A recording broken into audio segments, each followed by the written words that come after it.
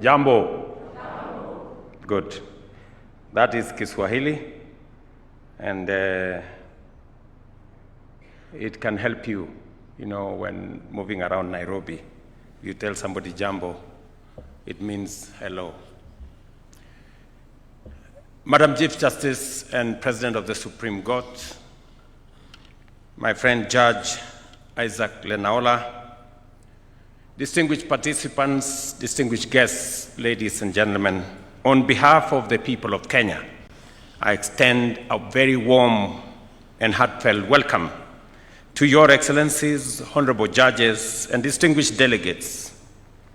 Welcome to Nairobi, a city that reflects the resilience, diversity, and generosity of our nation. And allow me to give you some tips around Nairobi. Nairobi is a great city. On the northern side, you have a whole canopy of very good Karura forest. And on the southern side, you have our national park. As Madam Chief Justice has said, find time and visit one of these places. At the Nairobi National Park, we have, it is almost 15 minutes from this hotel, so it's right in town. And there you will be able to see wildlife in their natural setting. If you happen to take a morning walk around the city, I need to warn you that sometimes the lions break away from the national park. So when you come across a lion, be careful. It is not, it's wild.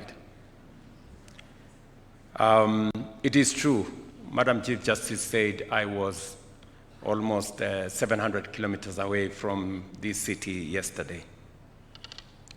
But you all know the anxiety that greets somebody when you are supposed to appear before a judge, let alone judges.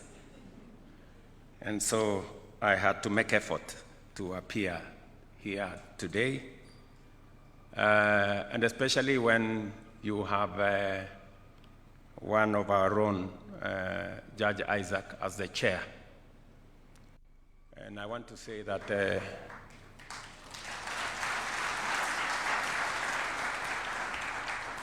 you couldn't get a better chair. Isaac was a hard boy, because I was last week in his hometown. I don't know whether to call it hometown or home village. And I can confirm that he understands a few things about migration, because as a pastoralist, there's a lot of migration following livestock and everything in between. So I'm sure lessons from migration of livestock may have filtered into migration of human beings. But I thank the International Association of Refugees and Migration Judges, under the leadership of Isaac Lenaola, for choosing Nairobi to host this 14th World Congress. We gather at a defining moment in human history. The world faces a displacement crisis of unprecedented levels. More than 120 million people have been forced from their homes by conflict, persecution, economic hardship, and environmental disasters. These numbers are not mere statistics.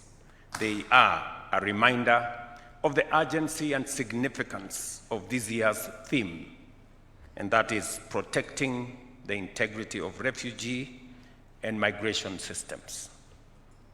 This conference calls us to reaffirm our shared responsibility to defend justice, uphold human dignity, and extend compassion. Refugees and migrants are entitled to rights enjoyed by other people. They are individuals whose lives have been disrupted by circumstances beyond their control, yet they carry resilience, they carry hope, and a strong desire to rebuild their lives. Kenya's tradition of hosting refugees is long-standing and distinguished. For more than 3 decades, our nation has opened its doors to those fleeing war, persecution, and sometimes famine.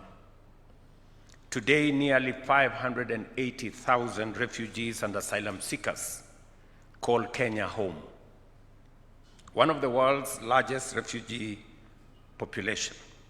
This reflects not only our generosity, but our unwavering belief in the principles of humanity and solidarity. Our approach has consistently been anchored in international law. Kenya is party to the 1951 UN Refugee Convention, its 1967 Protocol, and the 1969 OAU Refugee Convention.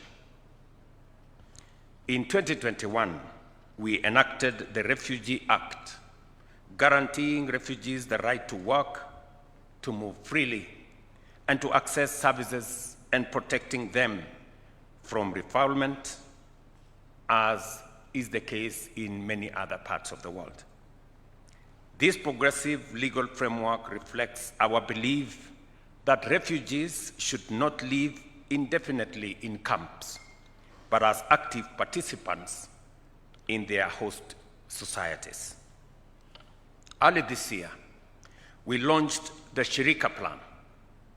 Shirika meaning cooperation in Kiswahili, and this was spoken to by the representative of the UN. This visionary program seeks to transform refugee camps into integrated settlements, where refugees and host communities can live, work, and prosper together. It is a bold shift from encampment to empowerment. The Shirika Plan aligns with the Global Compact on Refugees and embodies the African Union's commitment to African solutions for African challenges. It promotes self-reliance for refugees and development for host communities as a genuine model for shared progress and sustainable solidarity. Kenya continues to lead in regional diplomacy, recognizing that peace remains the most durable solution for displaced populations. Our efforts in South Sudan, Somalia, and the Horn of Africa, and the Democratic Republic of Congo reflect our belief that regional peace is essential for both regional stability, development, and prosperity. Through frameworks such as the 2017 Nairobi Declaration on Durable Solutions for Somali Refugees, Kenya has advocated for shared responsibility and collective action, including voluntary repatriation where conditions permit, local integration where feasible, and resettlement to those requiring special protection where necessary. Refugee protection is a global obligation, and no single nation can shoulder it alone. If Kenya's open door policy reflects our heart, then the rule of law is the backbone that sustains it. The judiciary plays a decisive role because often a single ruling determines whether a refugee is granted safety or returned to danger. This responsibility requires impartiality, diligence, and a human touch. Judges must ensure that claims are heard fairly and that states uphold their obligations under both domestic and international law. They also play a vital role in harmonizing the interpretation of refugee laws across different jurisdictions. Through cooperation and knowledge sharing, judges can develop a consistent global jurisprudence that ensures fairness no matter where the claim is heard. Justice must not depend on geography or chance. Judicial independence is the bedrock of this system, where courts are free from political interference. They serve as safeguards against arbitrary action. They ensure that asylum procedures are credible, transparent, and just, and that justice is not only done, but seen to be done. This, in turn, fosters public confidence. Additionally, integrity in refugee and migration systems requires strong institutions and credible procedures. Every asylum seeker deserves timely and fair adjudication, access to legal counsel, and the right to appeal. These are the foundations of justice. Fair procedures build public trust. They ensure that genuine refugees receive protection, while those without valid claims are treated with dignity and returned lawfully. Without fairness, systems lose legitimacy, and they also lose public confidence. Credibility also demands adequate resources and skilled personnel. Overburdened systems become vulnerable to abuse. Kenya is therefore strengthening the Department of Refugee Services and ensuring documentation, data sharing, and cross-border cooperation to support efficient and consistent decision-making. But as you are all aware, evidence and credibility remain major challenges in refugee adjudication. Claims often lack documentation, and applicants may be traumatized or fearful, making it difficult for them to express themselves clearly or present their cases effectively. This is why training judges in trauma-informed interviewing and ensuring access to reliable country of origin information are essential. Judicial officers must be equipped to assess credibility fairly and consistently. Transparency and accountability are also essential. Governments must publish data, allow independent oversight, and communicate openly with citizens to strengthen public trust and counter misinformation and xenophobia. For those of us from Kenya, we know we have a huge debate going on now on matters public participation, informing the public, carrying the public along. And we have agreed that we are going to have a public participation law that is currently in Parliament. We got an advisory from the Supreme Court on the necessity to have a public participation law that makes sure that there is sufficient input from the public in a manner that is organized, in a manner that is orderly, so that we avoid unnecessary litigation and ensure that we carry the public along and we discharge our responsibilities of the requirements of citizens in a legal, orderly, and effective way. Distinguished delegates, the global displacement landscape is rapidly evolving. Climate change is now one of the most significant drivers of human mobility, with droughts, floods, and desertification uprooting millions across Africa and in many other parts of the world. Those displaced by climate shocks may fall outside traditional legal definitions, yet they remain deeply vulnerable. By 2050, climate change may displace more than 200 million people. Kenya has already seen families crossing borders due to not only conflict, but to hunger and environmental collapse.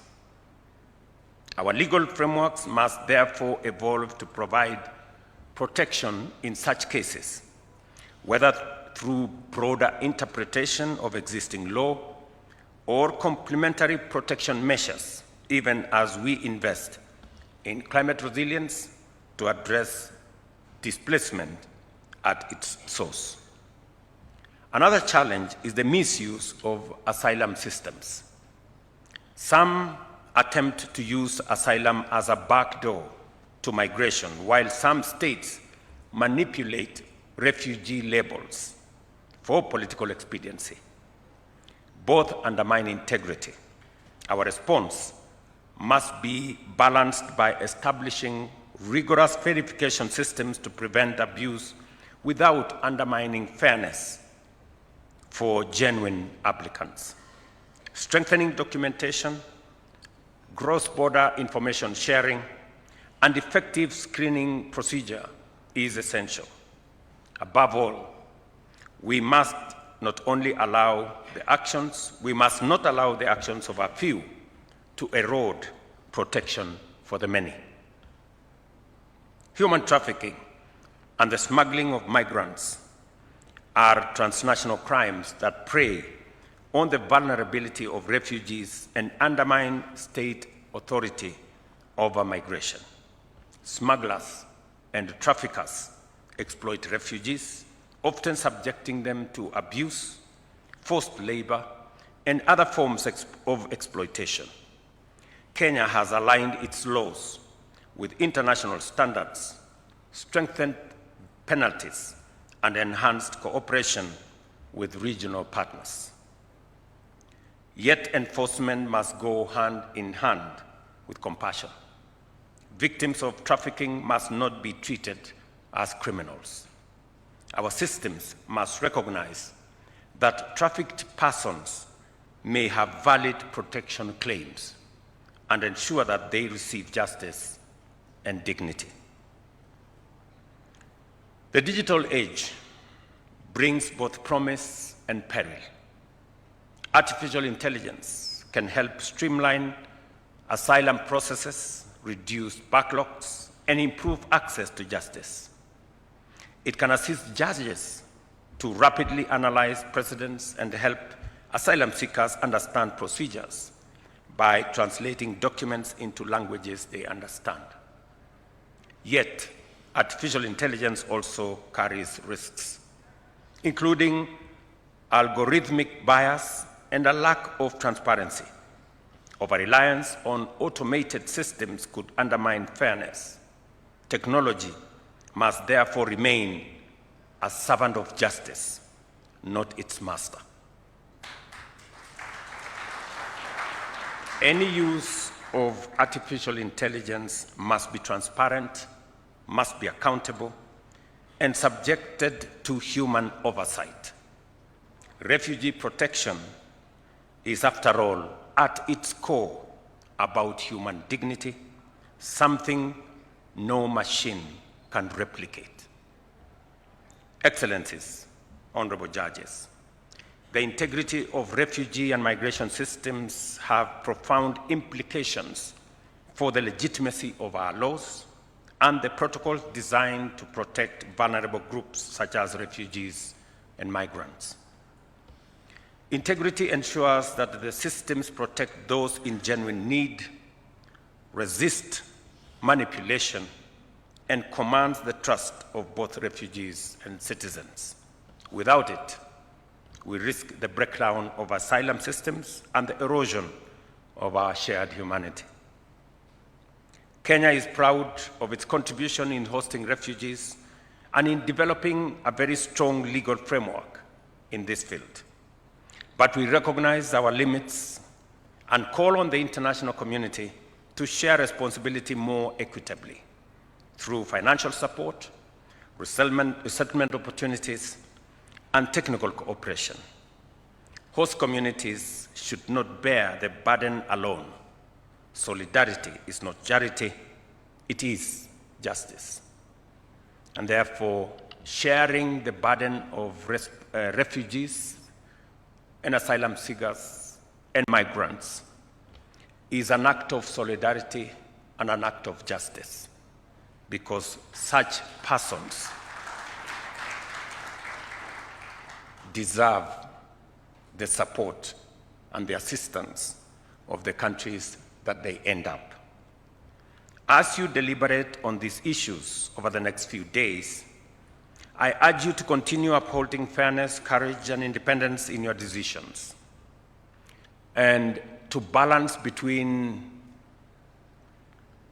the aspects of asylum seekers and refugees that require adjudication out of persecution,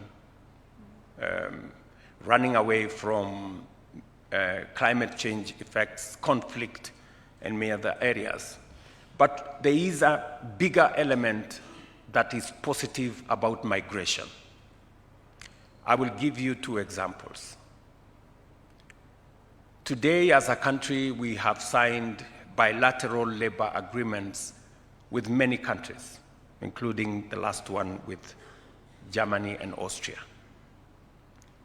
Last week, I was in Qatar and we were discussing migration, positive, orderly migration that helps share resources and also help build capacity in different parts of the world.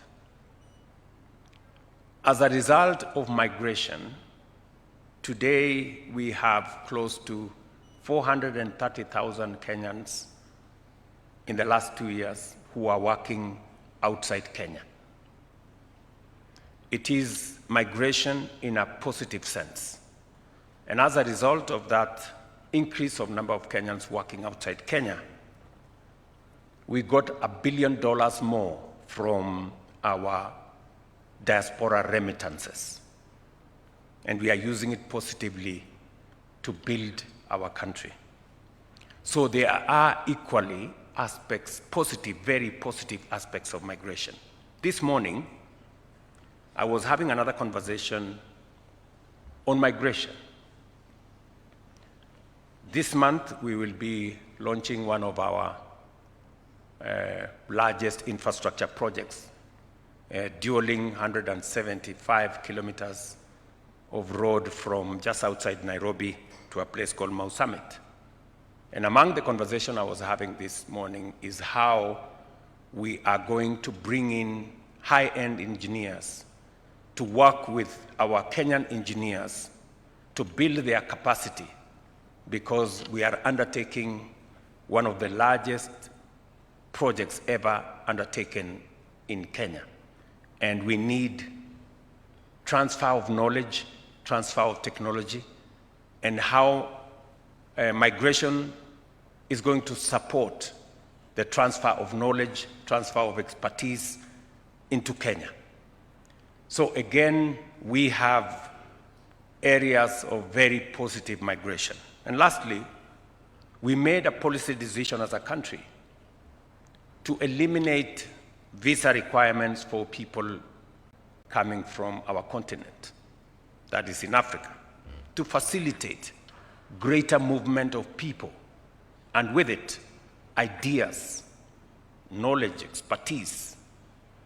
And we are seeing a very positive trajectory on allowing people to move much more freely within our regions. In any case, slowly but surely, as they say, the world is becoming a global village. I sympathize with the people who believe that they can stop migration, because I don't think they will succeed. The thing we need to do is to make it organized, is to make it orderly, and to provide mechanisms like the ones you're discussing here today of how to make it better and how to safeguard the interests of those migrating, of the countries they go to, of the communities they will live in, and make it better.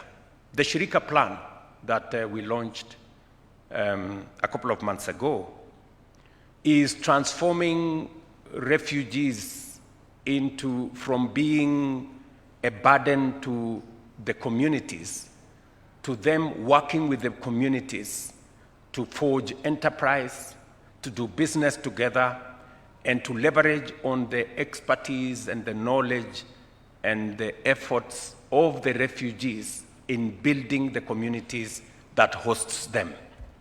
So again, there are very positive aspects, so that even as we consider the whole aspect of refugees and migrants, we must be careful not to criminalize the movement of people, because there are very positive elements as well. Let me conclude my remarks by saying, always remember that the decisions you make reverberate beyond the courtroom. They shape lives, preserve families, and safeguard the credibility of the international protection regime. Ladies and gentlemen, I now declare the 14th World Conference of the International Association of Refugee and Migration Judges officially open, and I thank you for your attention.